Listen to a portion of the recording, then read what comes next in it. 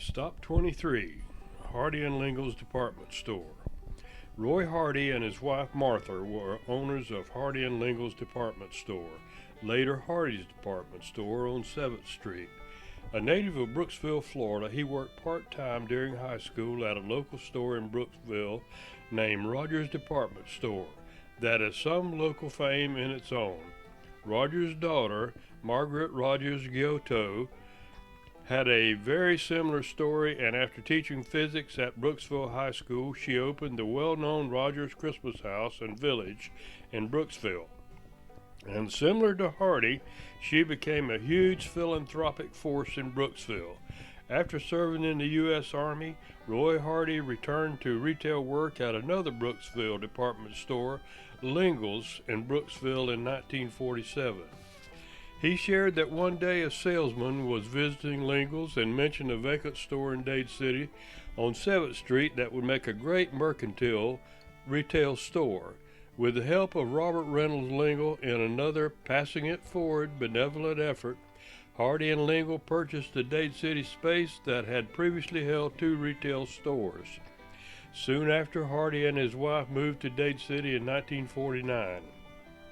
With hard work and innovation, the Hardy and Lingle store was a raving success, and eventually Roy bought out his partner.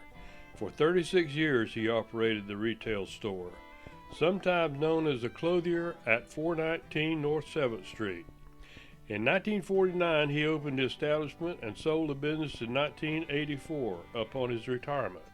Along the way he commenced the second store in nearby Zephyr Hills. Some shots of the interior of the Dade City store show the extensive collection of beautiful clothing. Not surprising with his attitude for camaraderie, Hardy was elected president of the Dade City Merchants Association in 1953 and created an atmosphere of service and teamwork.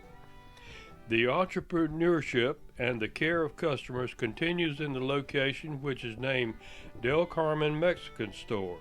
The owners, Jose and Carmen Frias, tripled the size of their store since they first opened in 1997. Frias, a former produce picker, first established his store as a market with produce. Frias has worked diligently to be part of the community. He has some extraordinary murals of Mexican scenes in the interior.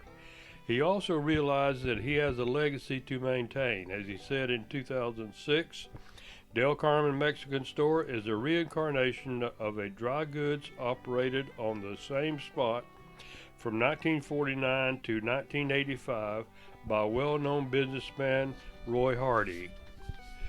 During the tenure, Roy and Martha became known as people you could really count on. They were philanthropic caregivers of Dade City and were often the impetus of many community efforts to address needs.